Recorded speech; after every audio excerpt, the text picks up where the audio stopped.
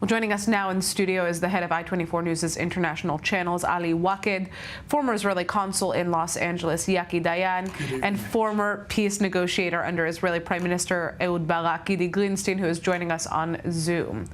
All right, so I think the first question that everybody has here is whether or not the ceasefire is ultimately in the best interest of Israel at this point, because we're seeing a lot of anger, as you saw, in this piece right now from many Israelis who are residents of the north.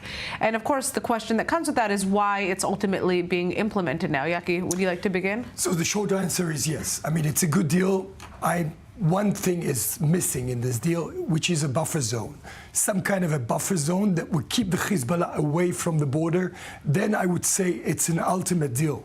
But still, having into consideration that Trump wants this war to be over, taking into consideration there is a fatigue by the reserve army, taking into consideration that the economy is suffering, and taking into consideration that you are running so many fronts simultaneously, I would say that taking into consideration all those elements, this is a good deal.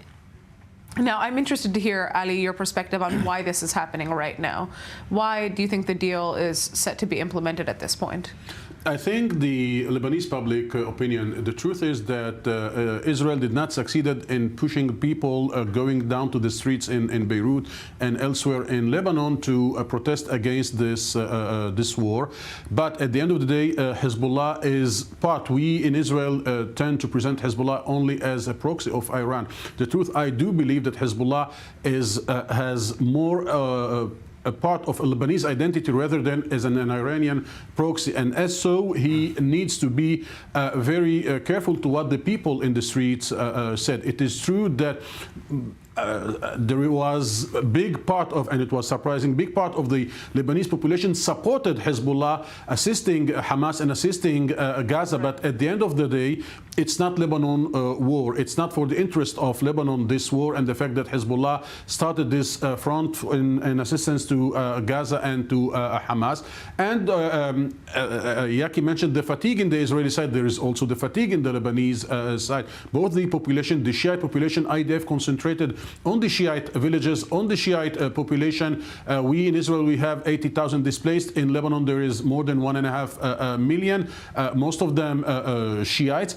But I think that immediately after the ceasefire is declared, they will start the campaign about the narrative. Who is the winning side in this battle? And of course, Hezbollah will mention the same reasons that Yaki mentioned as the reason for the ceasefire: the Israeli fatigue, the Israeli economy, the Israeli reserve, and the fact that it came in help to a Sunnite people, to the Palestinian people. And this is, in my opinion, despite all the destruction in Lebanon, and this is not the first time that we see this destruction in Lebanon. We saw it in the 70s, in the very first civil war, in the 80s, of course, in 2006. I think that Iran access in this war proved one thing, that the narrative that Israel and the West tried to market, and some Arab regime tried to market, like putting Iran as an axis of evil against moderate Arab countries and Israel, they showed that the Shiite actors, Hezbollah, the Houthis, the Iraqi groups, came to assist, to support, to help the Palestinian Sunnite people against the Israelis, against the American help, and against the complicity of... Yes. Just one point, Natasha. Okay. It would be very hard for the Hezbollah to claim victory, because the Hezbollah insisted all the time that those fronts, Gaza and Lebanon, are totally connected. And Nasrallah even said by himself that Hezbollah is not going to stop as long as the war in Gaza continuing. The fact that Israel managed to separate those two fronts, Gaza and Lebanon, that would make This is the biggest success of Israel and the biggest failure of Hezbollah, the fact that the two fronts are disconnected. Right. Yes. Okay. Well, I'd like to turn to Gidi, who's on Zoom right now.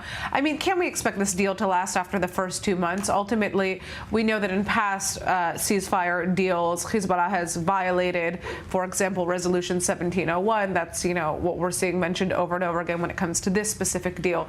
So what can we expect in terms of how this is going to play out? First, I just want to mention that in terms of the UN Security Council Resolution 1701, there were violations on both sides.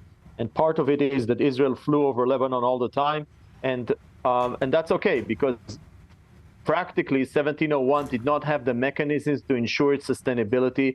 And I hope that now, with the American participation, this is a key distinguishing factor from 2006, with the American participation and oversight, plus the entry of the Lebanese army to the border, that could be a differentiating factor and hopefully will give us more years of quiet. I do agree with Yaki here that the logic of the war, as has been designed by the military and approved by the political level, has exhausted itself, meaning the front area, the area close to the border, Hezbollah presence has been demolished with a set of strategic threats. The leadership of Hezbollah has been demolished.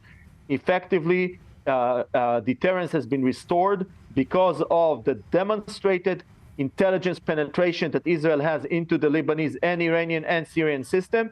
Also, the capability of the Israeli public to withstand the pressure, and the offensive capabilities. So the offensive, the defensive, and the intelligence capabilities together, I see a major restoration of deterrence. I do want to say that in many ways, what we had in this war is one side overreaching, that's Hezbollah, and the other side actually totally consolidated, this is Israel, around its national interest. This in Lebanon was a war of absolutely no choice for Israel. It was our sovereign area was attacked, our civilian population was attacked. There was 100% legitimacy to the government to do what it did. And this is why the outcome of the war, and here I beg to disagree with Ali, the outcome of the war is decisive in Lebanon in Israel's favor at the moment. I do want to mention Ali. Right, I think the question is, well, the question, of course, is how Hezbollah is going to present it either way, right? Because, there's its own public that it's speaking to, and whether or not they're going to buy the fact that Hezbollah ultimately was able to come out of this. I just make comment, and Ali knows it as well. I have Lebanese friends, obviously not Shiite, mostly Christians, and involved with the Christian community. And they say that a lot of people are cheering for Israel. Lebanon is not unitary in this respect, and there's a lot of hope that the outcome of the war will be that the stronghold of Hezbollah on Lebanese politics that prevented the presidency and the government and essential reforms, that will be loosened, and Lebanon can move forward as a country to deal with its deep crisis. Right. All right. Well, actually, on that note, I'd like to turn next to our guest, David Daoud. He's a Hezbollah and Lebanon senior fellow at the Foundation for Defense of Democracy. So, we heard what Ali had to say about, how the Lebanese public has essentially been pushing Hezbollah towards a deal. But what have we been hearing right now within the past few days regarding this specific impending deal that is on the table? Thank you for having me on. I think most Lebanese would want this ceasefire deal. Hezbollah has been wanting a ceasefire deal since October 8th of 2023, if we're being honest. This isn't, however, this major victory that it's being presented as for the Israelis, and the Hezbollah will spin this as a victory. Those who think otherwise don't understand Hezbollah and don't understand the Lebanese street. Hezbollah has been shifting the narrative already for the past month to say that they've been withstanding. They've moved away from the support front to a full war with Israel. And they're going to say, look, we've been able to foil your objectives. You were not able to return your citizens to the north to purely military capabilities. You had to get a deal with us, and we were able to fire rockets up until the very end. Now, the decoupling, they could also, this gives them an off-ramp where they can say, well, as Lebanese, we listen to the orders of the Lebanese government. This could bolster their Lebanese bona fides and counter those who would say that they are a purely Iranian tool. Ali's absolutely right on this, that Hezbollah is not this alien entity. It's wrong to only listen to Christians, right? 85% of Shiites in Lebanon, according to Arab Barometer, support Hezbollah, right? So at once they are absolutely loyal to Iran, but at the same time, they are also 100% Lebanese. Does the Lebanese army, in your opinion, actually have the ability and the strength to keep Hezbollah out of southern Lebanon if this ceasefire deal is actually implemented? It's not a matter of strength. And I think here we missed the point. The United States has been missing the point for the better part of 18 years. We think it's a matter of a lack of capability. We strengthen the Lebanese army's capabilities. We give them the proper weapons. We give them the right numbers. They'll be able to do the job. It's a matter of will. Again, Hezbollah is not the PLO. You can't just put them on Beirut shores and the port and expel them to Tunisia. They have the support of at least 85% of Lebanon's largest demographic and its largest growing demographic, the Shiites. You try to move against them, you risk civil war. Irrespective of how many troops the LAF deploys to the border, irrespective of how much capabilities you build up, Lebanon is not going to risk civil war when it has quiet, right? There's an inducement that happens when there's war with Israel, but it artificially tilts the scales towards some kind of action against Hezbollah. Once you stop that war, what you have is, well, we get quiet if we leave Hezbollah alone, or we get civil war if we go after them. So that's going to be the calculus of the LAF, and I don't see them operating in any way differently than they've acted in the past 18 years.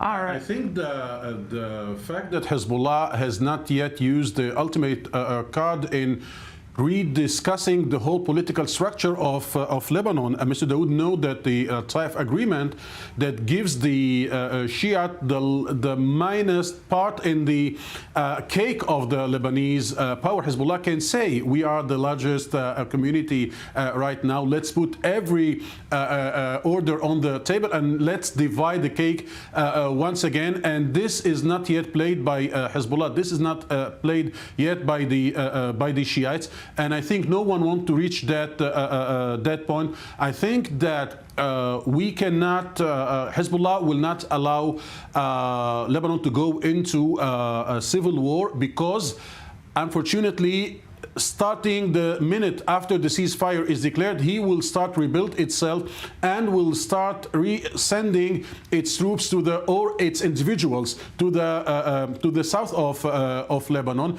I think that the ceasefire, it doesn't mean the end of conflict between Israel and Hezbollah, between Israel and Lebanon. And I think that even the buffer zone, because if you create this buffer zone, Mr. Dayan, Hezbollah is capable to shoot from Tripoli to Dimona, from the northest point in Lebanon to it's only the ground invasion. It's only, you are completely correct. I mean, regarding the missile, no doubt. I mean, buffer zone creating only for the safety of the Israeli population on the border to stop this option of ground invasion. But you know that not the Israeli economy, not the IDF manpower can allow this to happen. We have Gaza to deal with. The West Bank is really the next point to blow up, and Hezbollah and Iran knows it very well. And I guess that the next front, the next very hard front, will be very shortly the West Bank. All right, and I want to